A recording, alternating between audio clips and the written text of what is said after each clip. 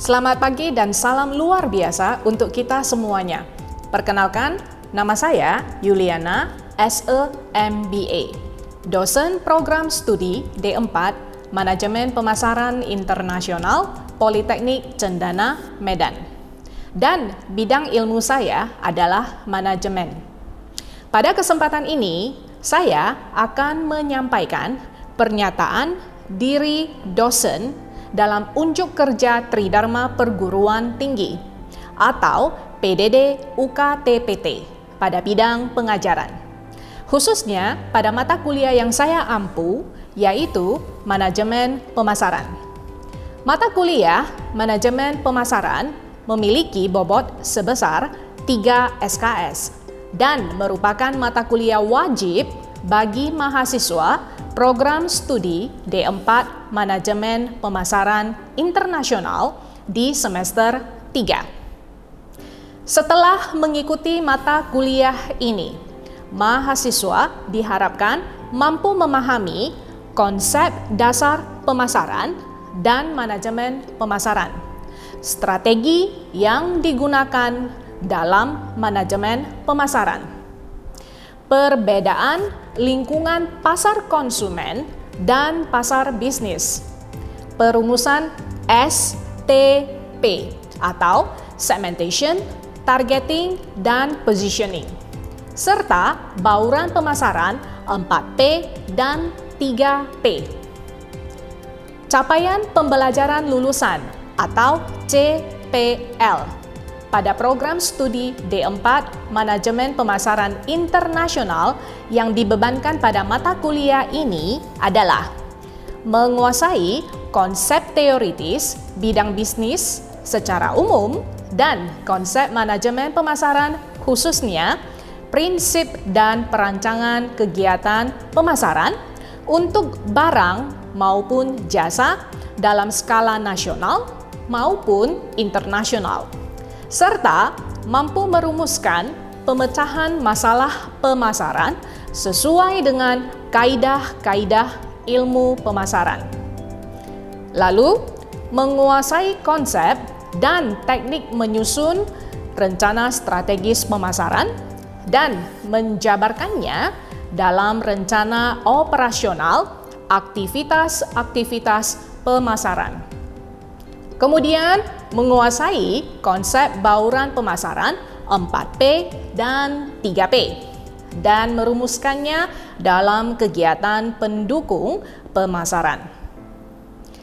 Capaian pembelajaran mata kuliah atau CPMK pada akhir perkuliahan ini ada 3, yaitu mahasiswa mampu menjelaskan manajemen pemasaran. Yang kedua, mahasiswa mampu merumuskan strategi pemasaran. Dan yang terakhir, mahasiswa mampu menjelaskan bauran pemasaran 4P dan 3P. Referensi yang digunakan pada mata kuliah ini adalah buku Principles of Marketing. Buku Exploring Strategy, dan beberapa sumber pustaka lainnya. Sistem pembelajaran dilakukan dengan cara asinkronus dan sinkronus. Bentuk perkuliahan asinkronus dilakukan melalui forum diskusi di Google Classroom, penugasan mandiri maupun kelompok. Sedangkan bentuk perkuliahan sinkronus dilakukan dengan cara pembelajaran tatap muka di ruang kelas maupun tatap maya di Zoom. Mata kuliah ini memiliki 14 pertemuan, di mana pertemuan ke-7 adalah ujian tengah semester atau UTS, dan pertemuan ke-14 adalah ujian akhir semester atau UAS. Metode pembelajaran yang digunakan melibatkan peran aktif mahasiswa agar proses pembelajaran terjadi secara 2 arah, lebih efektif dan lebih menarik, yang terdiri dari ceramah, diskusi, brainstorming, studi kasus, dan student-centered learning. Evaluasi hasil pembelajaran mata kuliah manajemen pemasaran didapatkan dari kehadiran, sikap, penugasan, dan ujian. Syarat kehadiran mengharuskan mahasiswa tidak boleh absen lebih dari 4 kali. Sikap didapatkan dari keaktifan, kedisiplinan, dan kejujuran berdasarkan observasi. Penugasan dilakukan sebanyak 12 kali, termasuk penugasan mandiri dan presentasi studi kasus. Ujian terdiri dari UTS dan UAS yang dilakukan secara tertulis. Bobot nilai hasil pembelajaran adalah kehadiran 25%, sikap 25%, penugasan 25%, dan ujian 25%. Dengan total pembobotan adalah 100%. Demikian deskripsi mata kuliah manajemen pemasaran untuk mahasiswa program studi D4 Manajemen Pemasaran Internasional Politeknik Cendana Medan. Izinkan saya menampilkan cuplikan video proses belajar mengajar dalam bentuk micro teaching yang dilakukan secara sinkronus tatap muka di ruang kelas. Selamat menyaksikan. Oke, selamat pagi teman-teman. Baik.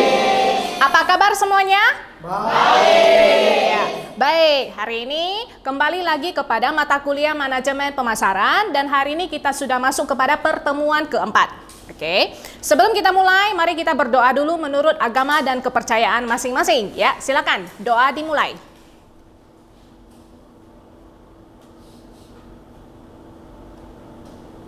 Doa selesai. Oke. Baik teman-teman, nah mengikuti tradisi yang ada di Politeknik Cendana, kita akan mengawali kelas kita tentunya dengan pembahasan SOW, Statement of the Week. Nah di sini sudah ada satu SOW yang memang ya pas muncul di minggu ini. Silakan dibaca teman-teman, 1, 2, 3. Promise versus commitment. Oke, promise versus commitment. Jadi kalau dalam bahasa Indonesia itu adalah janji versus komitmen. Oke, nah teman-teman, menurut Anda, mana yang peringkatnya lebih tinggi? Apakah itu adalah janji atau komitmen? Komitmen. Oke, jadi janji atau komitmen, berarti adalah komitmen. Sehingga kalau janji ada di bawah, maka komitmen ada di atas. Kalau kita tuangkan dalam kehidupan kita, ibaratnya seperti begini. Kalau Anda lagi pacaran, oke, misalkan pacar Anda mengatakan demikian, Beb, saya janji kita akan menikah tahun depan. Jadi kawan-kawan, kalau misalnya si pacar mengatakan, Beb, saya janji. Artinya apa kawan-kawan? Yes, tidak bisa ditepati. Tapi lain cerita, kalau misalnya si Beb mengatakan, Beb, saya berkomitmen, tahun depan kita akan menikah. Jadi apa yang akan Anda anggap? Yes, benar-benar akan menikah. Ya. Jadi inilah perbedaannya janji dengan komitmen. Nah, kalau kita tuangkan dengan status Anda sebagai seorang mahasiswa. Oke, nah. Apakah Anda berjanji untuk lulus kuliah atau berkomitmen untuk lulus kuliah? Oke, jadi itu maksudnya kawan-kawan ya.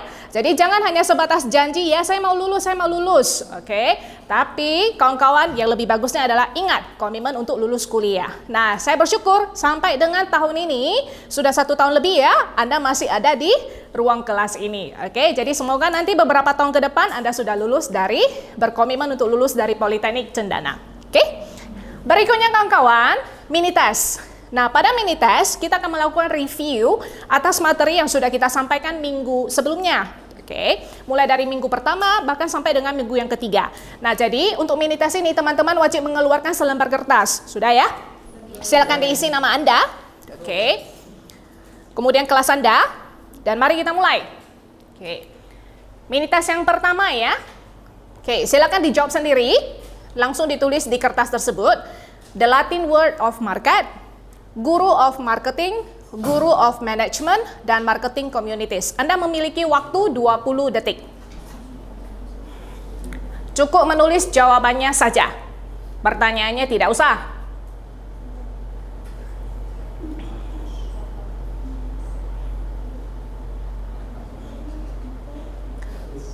Baik, kita langsung cek jawabannya ya. Oke. Novian, the Latin word of market. Marketus, Miss. Ya, marketus. Silakan dicek jawaban Anda masing-masing. Oke. Guru of marketing. Nurhaliza? Philip Kotler. Iya, Philip Kotler. Ya. Guru of management, Peter? Peter F. Oh, oke, kebetulan sekali ya, Peter F. Drucker. Oke. Marketing communities, Leong? American Marketing Association. Oke, American Marketing Association atau singkatannya adalah AMA. Baik. Berikutnya, 4 eras of marketing. Silakan dijawab. Production, sales, marketing. Oh, oke, cepat sekali. Baik. Production, sales, marketing, dan relationship. Oke. Dan yang terakhir, kawan-kawan, 3 mistaken views of marketing. Nah, view yang pertama apa? Iya, marketing isn't selling. Mistaken view yang kedua apa? Marketing isn't advertising. Dan yang ketiga apa? Marketing isn't mainly a department. Nah, kawan-kawan, semua yang sudah kita bahas dalam mini test, oke, harap diingat dan juga dihafal karena bakalan muncul di final exam atau di UAS ya. Oke, mini test selesai, sekarang kita lanjut ke mini report. Nah, mini report adalah 2 minutes of writing. Nah, kita juga akan mengambil kembali bahan yang kita bahas minggu yang lalu. Ya, kita review kembali. Nah, share your opinion about 3 mistaken views of marketing. Nah, silakan tulis pendapat Anda tentang 3 mistaken view of marketing. Anda memiliki waktu 2 menit. Silakan dimulai dari sekarang. Boleh menggunakan bahasa Indonesia, boleh menggunakan bahasa Inggris.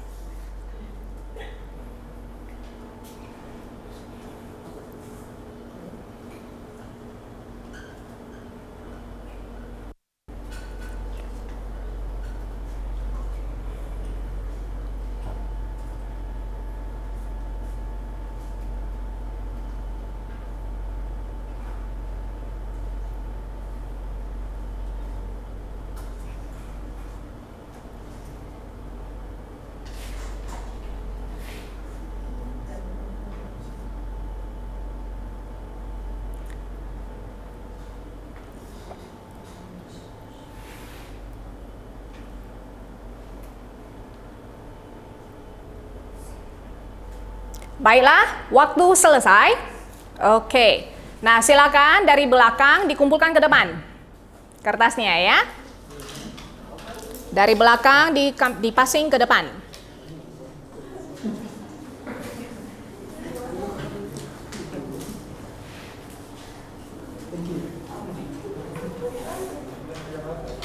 Oke, nanti tinggal diletakkan di meja saya ya. Nah, oke. Baik, kita lanjutkan aja bahan kita. Nah, hari ini pembahasan kita adalah Designing a Customer Driven Marketing Strategy. Nah, pembahasan hari ini kita akan membahas tentang S, T, dan P. Segmentation, Targeting, dan Positioning. Nah, kesemua 3 hal ini kita sebut sebagai Marketing Strategy. Oke. Nah, jadi begini kawan-kawan. Ketika sebuah perusahaan menciptakan atau meluncurkan satu produk baru, nah, supaya produk ini bisa sampai kepada tangan konsumen, maka apa yang harus mereka lakukan? Dan supaya konsumen bisa membeli produk ini, oke, berkeinginan untuk membeli produk ini, maka yang harus mereka lakukan adalah menciptakan marketing strategi, ya. Nah, jadi sebuah produk yang tidak memiliki marketing strategi, maka dia akan salah sasaran dan mendarat di tangan konsumen yang salah. Oke. Nah, supaya lebih jelas, mari kita masuk pada slide berikutnya. Mari kita lihat. Yang pertama, ini yang saya sebut ada market segmentation. Nah, market segmentation di sini didefinisikan sebagai dividing the market into segment of customer. Nah, jadi customer itu atau konsumen, mereka dikelompokkan berdasarkan segmen-segmennya. Jadi ibarat kayak ada labirin gitu ya, kotak-kotakin gitu. Nah, kawan-kawan, coba saya tanya, Anda yang berada dalam ruangan ini, oke, Anda adalah segmen apa? Status Anda apa? Pelajar atau mahasiswa. Jadi bisakah kita katakan bahwasanya segmen pasar dalam ruangan ini adalah mahasiswa? Pelajar? Bisa ya? Oke. Terus kemudian Jadi ini adalah mahasiswa. Nah, kawan-kawan, ini saya kasih contoh lebih detail lagi. Nah, jadi market segmentation bisa dikelompokkan menjadi mereka yang profesional, satu segmen. Mereka yang orang pemerintah, satu segmen. Mereka yang orang pendidikan, bisnis, labor atau buruh, ya, pabrik, buruh yang bekerja di pabrik. Kemudian student serta bahkan ibu rumah tangga itu juga bisa dikelompokkan dalam satu segmen. Ya. Nah, kenapa penting harus ada yang namanya market segmentation, kawan-kawan? Contoh, kita ngambil susu program hamil atau susu ibu hamil. Kawan-kawan, segmen pasarnya siapa? Ibu hamil, bahkan ibu-ibu yang sedang dalam program hamil, yang belum hamil sekalipun, ya. Maka itu akan menjadi segmen pasar mereka. Jadi bayangkan kawan-kawan, kalau misalnya perusahaan tersebut tidak mengelompokkan segmen pasar ini, maka dia akan menjual susu hamil ini kepada siapa? Peter. Nah, ketika dia jual kepada Peter, karena nggak ada marketing strategi, tidak dibuatkan yang namanya market segmentation, tidak dikelompokkan pasarnya, jadi dia sembarangan menjual. Akibatnya apa? Salah sasaran. Apakah Peter akan membeli susu itu? Tidak dong. Wong dia laki-laki, ya kan? Macam mana dia bisa hamil, ya kan? Jadi itu maksudnya. Ketika ya perusahaan menciptakan marketing strategi dengan mengelompokkan segmen pasar dia, segmen konsumen dia, maka produk otomatis akan lebih tepat sasaran kepada konsumen yang akan mereka jualkan. Begitu kawan-kawan ya. Nah, jadi saya kira percaya nanti suatu hari nanti, seandainya Anda bekerja pada sebuah perusahaan atau memiliki sebuah perusahaan dan meluncurkan sebuah produk, hal pertama yang harus Anda lakukan itu apa? Market segmentation. So, create the segment. Ya. Oke. Nah, ini kawan-kawan, kita diskusi dulu. Cinema XX1. Siapa yang pernah pergi ke sini? Baik. Ketika berkunjung ke XX1, kira-kira segmen pasarnya siapa? Semua ya, anak kecil, ya kan, teenager, remaja, terus kemudian yang pekerja, orang tua, bisa ya. Jadi artinya segmen pasarnya itu adalah luas, semua orang. Jadi enak banget buka XX1. Jadi dia begitu buka, semua orang bisa menjadi pasarnya, ya. So this is it, XX1. Yang kedua, setelah market segmentation sudah ditetapkan, maka yang harus dilakukan itu adalah decide the target marketing. Ya. Nah, jadi misalnya adalah secara spesifik dari segmen yang sudah dikelompokkan. Jadi misalnya seperti ini. Segmen kita ini kalau di Politeknik Cendana adalah student atau pelajar. Nah, target pelajar itu kan banyak ya. SMA kelas 3 itu juga pelajar, kelas 2 juga pelajar, kelas 1 juga pelajar, bukan? SMP juga sama. Nah, jadi target marketing dalam hal ini maksudnya adalah secara spesifik, go in depth. Jadi cari spesifik dari target yang ingin dicapai. Seperti apa? Berarti di Politeknik Cendana, target marketing secara spesifik goes to SMA kelas 3. Atau mereka yang sudah tamat sekolah. Betul? Nah, jadi itu, so the target marketing. Nah, di sini saya kasih contoh target marketing dari Mercedes-Benz. Ada yang pernah lihat Mercedes-Benz? Ada yang pernah duduk di Mercedes-Benz? Suatu hari pasti, ya. Nah, mari lihat Mercedes-Benz di sini dikatakan apa? Profitably targets high income consumer. Nah, kita ketahui Mercedes-Benz itu adalah mobil mewah, ya. Harganya kita udah tahu, ya kan? Artinya adalah pokoknya lebih mehong lah dan lebih mewah dari harga mobil pada umumnya, ya. Jadi dia menjual kemewahan. Dan karena harganya yang mahal, otomatis target marketing dia juga spesifik, yaitu mereka yang punya pendapatan tinggi, ya. Kalau pendapatan mereka nggak tinggi, gimana bisa beli Mercedes-Benz? So that's why Mercedes tidak pernah akan targetkan kepada konsumen yang pendapatannya rendah. Sebab mau hidup aja udah susah, ya kan? So intinya, untuk yang bisa dan mampu beli Mercedes-Benz adalah mereka yang memiliki pendapatan lebih. Itu ya. So jelas dalam hal ini kawan-kawan? Nah, mari kita lihat kembali. Back to XX1. Silakan dilihat. Nah, XX1 ternyata dia hadir dengan dua konsep, ya, dan target marketingnya juga berbeda kawan-kawan. Mari kita lihat. Ini pernah masuk ke dalam? teman-teman? Oke, ada yang pernah nonton? Kalau yang ini Premiere ya. Oke, kalau yang ini, inilah yang biasanya teman-teman nonton mungkin. Oke, ini yang biasa, ya kan? Yang ini berapa harganya? 50.000 dapat ya. Oke, kalau yang ini 100 ke atas ya, setahu saya. Oke. Nah, jadi otomatis kawan-kawan, target marketingnya berbeda ya. Jadi bagi yang ingin hemat, atau bagi yang pendapatannya itu adalah ingin hemat dan tidak lebih tinggi, maka mereka atau medium mereka akan memilih untuk di studio yang biasa. Tetapi untuk mereka yang memiliki pendapatan tinggi, apa yang akan mereka lakukan? They go to this Premiere, ya kan? Nah, jadi kawan-kawan, masing-masing studio ini mereka hadir dengan pengalaman yang berbeda juga tentunya, ya kan? Otomatis kalau misalnya Premiere, apa yang akan disajikan?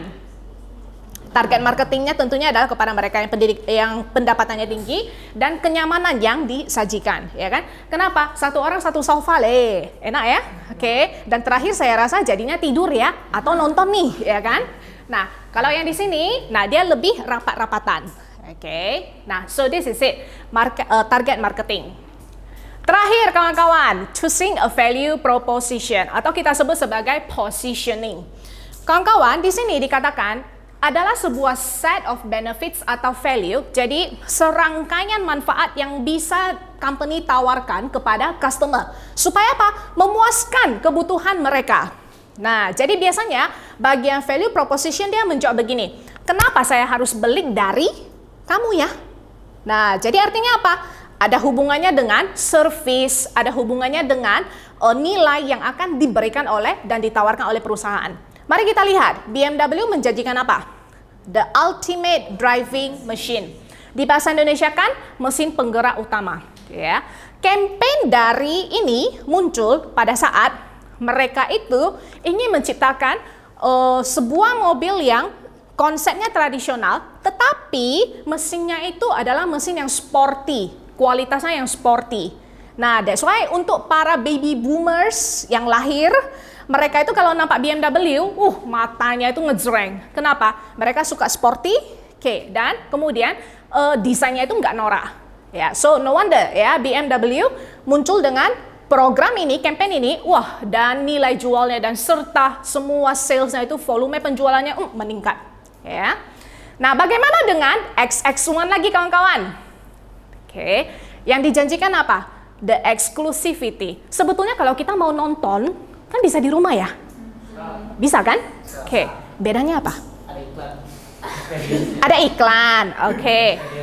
Experience-nya seperti apa, Novian? Experience-nya kayak kita nonton di XX1 kan, kita langsung kayak lihat langsung secara lebar, terus dia lebar ya, besar ya layarnya ya. Terus kemudian apa? Suaranya, soundnya, betul sekali. Kawan-kawan, yang paling saya sukai waktu nonton XX1 itu adalah sound systemnya.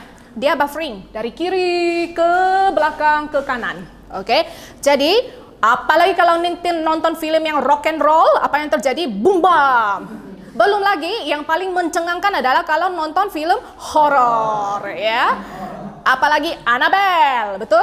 Nah, jadi saya paling ingat pada satu kesempatan saya duduk di XX1 lagi nonton film horor. Sangat mencengangkan ya, tegang banget kawan-kawan ya. Itu musiknya juga sudah boom bam.